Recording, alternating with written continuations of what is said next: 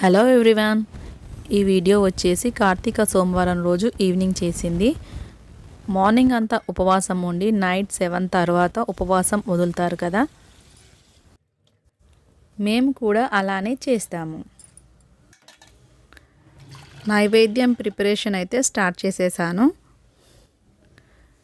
దేవునికి వచ్చేసి night full భోజనం పెట్టాలి కాబట్టి నేను కూడా దానికే ప్రిపేర్ అవుతున్నాను. వంటలు అయితే స్టార్ట్ చేసేసాను. ఫస్ట్ అయితే టమాటా పప్పుకి పప్పు పెట్టేసుకున్నాను. ఆ తర్వాత చామగడ్డ ఫ్రైకి చామగడ్డను కూడా ఉడకబెట్టుకుంటున్నాను. పప్పు అయితే ఉడికేసింది. ఆ తర్వాత కొన్ని టమాటాలు, చింతపండు వేసుకొని కొన్ని వాటర్ కూడా వేసుకొని కారం వేసుకొని 10 మినిట్స్ వరకు ఉడకనివ్వాలి. అలా ఉడికిన తర్వాత దాన్ని రుబ్బుకొని కొద్దిగా కొత్తిమీర, కరివేపాకు, సాల్ట్ వేసుకోవాలి.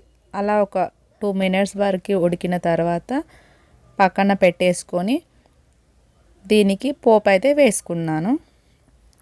పోపుకు వచ్చేసి అల్లం వెల్లుల్లి పేస్ట్ వేయొద్దు కాబట్టి నేనైతే ప్రతి దాంట్లో అల్లం వెల్లుల్లి పేస్ట్ వేసాను. పోపుకి జీలకర్ర, ఆవాలు, ఆ తర్వాత ఎండుమిర్చి వేసిన తర్వాత ఇంగువ కూడా వేసుకున్నాను. టమాటా పప్పు అయితే రెడీ అయిపోయింది. ఇంకో పక్క చామగడ్డ అయితే ఉడికేసింది. చామగడ్డ వచ్చేసి 3 విజిల్స్ పెట్టుకోవాలి. ఇది స్టీల్ కుక్కర్ కాబట్టి 3 విజిల్స్ పడుతుంది. కొద్దిగా స్టీమ్ అంతా అయిపోయేంత వరకు ఉంచుకోవాలి. కడాయి పెట్టేసుకొని పాపడాలు అయితే ఫ్రై చేసేసుకున్నాను.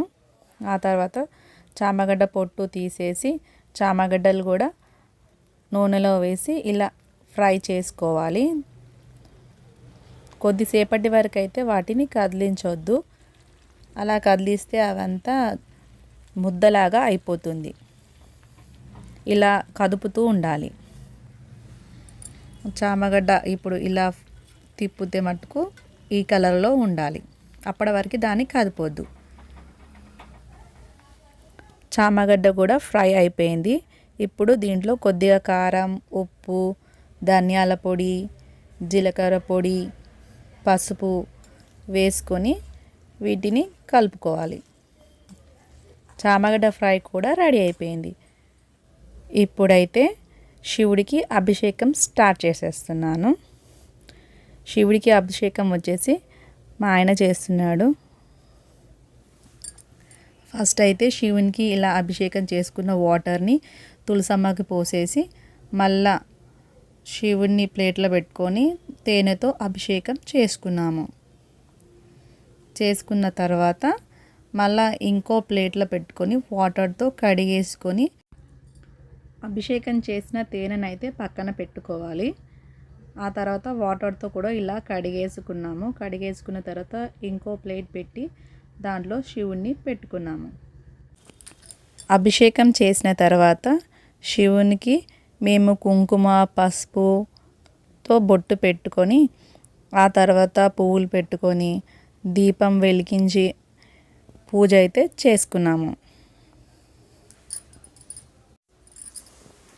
ఇంకా శివునికి దానిమ్మ పండు కూడా ఇష్టం కదా, దానిమ్మ పండు అంతా ఒలిచేసుకొని ఇలా గింజలన్నీ తీసి శివునికి అయితే పెట్టేసుకున్నాము.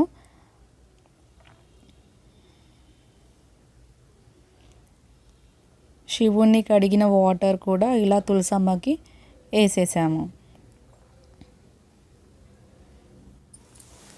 దానిమ్మ పండు గింజలు పెట్టిన తర్వాత దీపం పెట్టేసుకొని ఆ తర్వాత ఇలా అగరబత్తులతో ధూపం కూడా ఇచ్చేసాము. అందరము మేము ఇలానే కుంకుమ, పసుపు, పువ్వులతో దేవుణ్ణి పూజించుకున్నాము. ఆ తర్వాత హారతి ఇచ్చి నైవేద్యాలన్నీ శివుడికి పెట్టాము.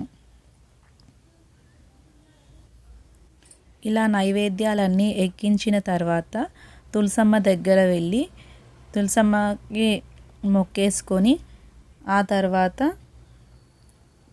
ఆకాశంలో కూడా చుక్క చూడాలని అంటారు కదా, చూసేసిన తర్వాత మేమైతే ఇలా దేవుడికి ఎక్కించిన నైవేద్యం అయితే మేము తీసుకుంటాము. మేము కార్తీక సోమవారం రోజైతే ఇలా చేస్తాము. మీకు ఈ వీడియో నచ్చిందని అనుకుంటున్నాను.